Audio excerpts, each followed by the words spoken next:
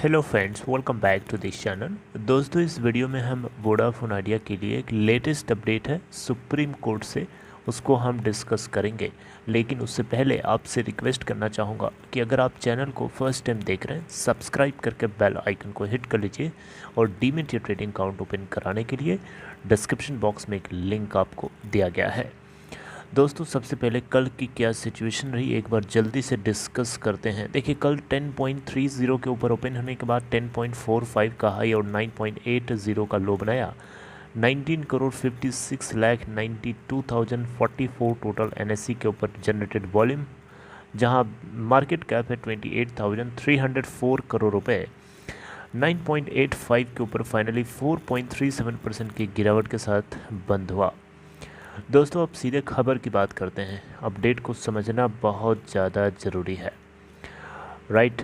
दोस्तों, भारतीय Airtel Vodafone idea OTSC यानी one time spectrum charge case को यहाँ पे कुछ इंटरनल इश्यूज फेस करने पड़ रहे हैं। ऐसा मैं इसलिए बोल रहा हूँ क्योंकि यहाँ पे ऐसा लिखा ही नहीं गया है, बल्कि आप खुद भी समझ जाएंगे। कारण बड़ा सिंपल है दोस्तों। इस केस को लेकर के 17 नवंबर का क्या रिलेशन है, उसको भी आपको जानना बहुत ज़रूरी है। अभी आपको खुद समझ में आ जाएगा, बस ध्यान से सुनिए इस चीज़ को। देखिए, भारतीय एयरटेल और वोडाफोन आइडिया दोनों से कहा गया था कि आप दोनों लोग वन टाइम स्पेक्ट्रम चार्जेस के रूप में 40,000 करोड़ रुपए का अमाउंट पे करिए।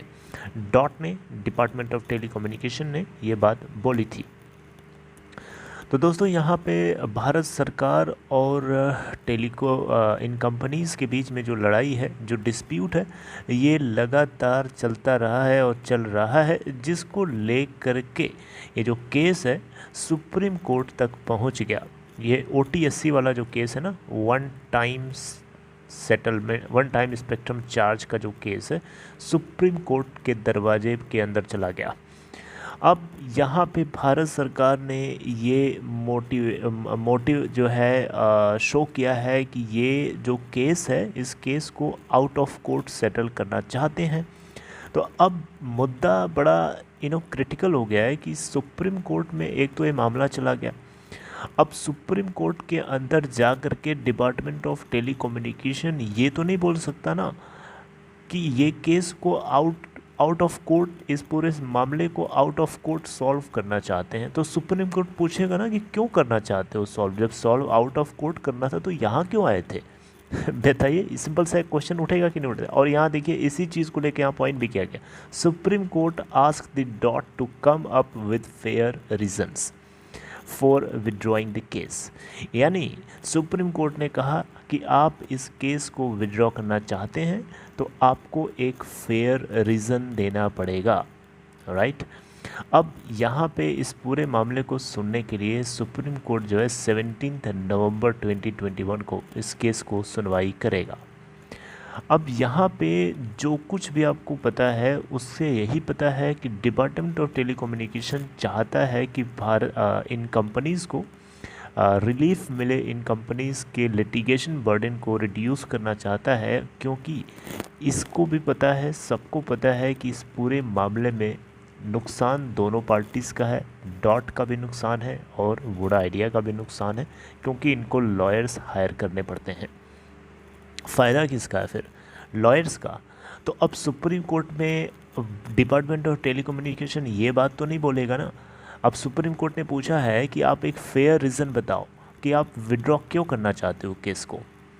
तो एक तो इनका ये रीज़न हो सकता है कि ये लिटिगेशन बर्डन को रिड्यूस करना चाहते हैं। ये तो नहीं बोलेंगे ना कि इससे लॉयर्स का फ़ायदा हो रहा है, इसीलिए हम लोगों का नुकसान हो रहा है, इसीलिए हम इसे विड्रॉ करते हैं।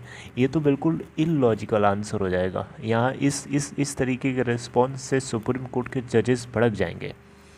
तो देखिए क्या होता है, डॉट किस तरीके की एफिडेविट के जरिए क्या फ़ाइल करता है, अभी ये तो समय बताएगा। लेकिन यहाँ पे कुछ भी हो, भारत सरकार जो है इन कंपनीज़ के लिटिगेशन को रिड्यूस करने के लिए हर संभव कोशिश कर रही है। लेकिन इतना ये आसान भी नहीं बताया जा रहा है, ये थोड़ा सा क्रिटिकल पेचीदा मामला है। क्योंकि आउट ऑफ कोर्ट सेटल करने के लिए अगर ये तैयार भी होते हैं तो बहुत सारे इनको बुलेट कंज्यूम करना पड़ेगा।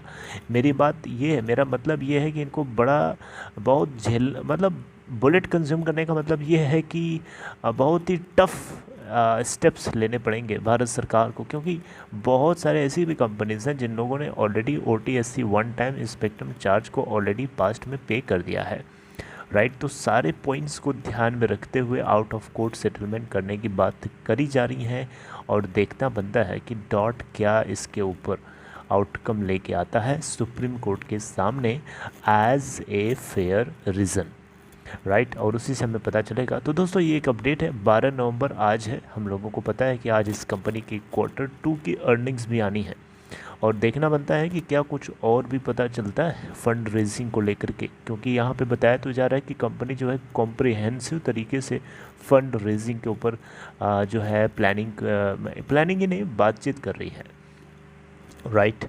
तो दोस्तों ये अपडेट अगर आपको अच्छी लगी हो, लाइक शेयर करिएगा। बहुत सारे पॉइंट्स हैं कंसीडर करने के लिए, डिस्कस करने के लिए, वन बाय वन करते रहेंगे। बस इतना ही इस कंटेंट के अंदर। Take care.